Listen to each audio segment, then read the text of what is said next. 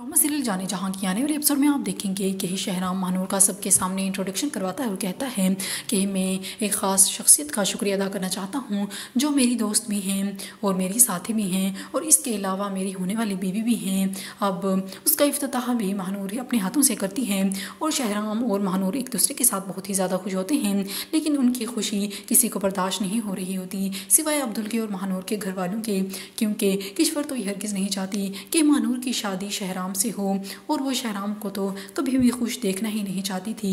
इसीलिए अब शहराम के दुश्मन ये प्लानिंग कर रहे हैं कि वो किस तरह शहराम की और महानूर की खुशियों को ख़त्म कर सकें। और दूसरी तरफ शहराम भी अब महानूर के लिए चूड़ियाँ लेकर आता है। जब महानूर वो चूड़ियाँ देखती है तो बहुत ही ज़्यादा खुश हो जाती है और शहराम भी महानूर को खुश देख कर मज़ीद खुश हो जाता है, क्योंकि वो तो हमेशा महानूर को खुश ही देखना चाहता था।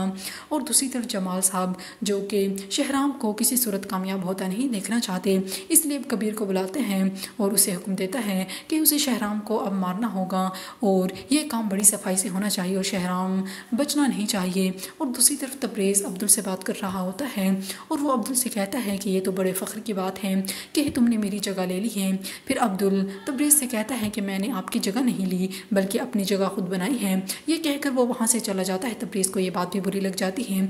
और दूसरी तरफ अब किश्वर शहराम से कह रही होती है कि तुम्हारे दिल में मेरे लिए जो कुछ है वो सामने आ चुका है। फिर शहराम कहता है कि अगर वो सब सामने आ गया जो आपके दिल में मेरे लिए है तो क़यामत आ जाएगी, बल्कि क़यामत तो आ ही चुकी है। जब किश्वर ये बात सुनती है तो वो बहुत हैरान हो जाती है। पहले तो उस बात का शक था कि शहराम सब कुछ हकीकत जान चुका है, लेकिन अब तो उसे यकीन ही होने लगा है कि शहराम को उसकी हकीकत मालूम हो चुकी है।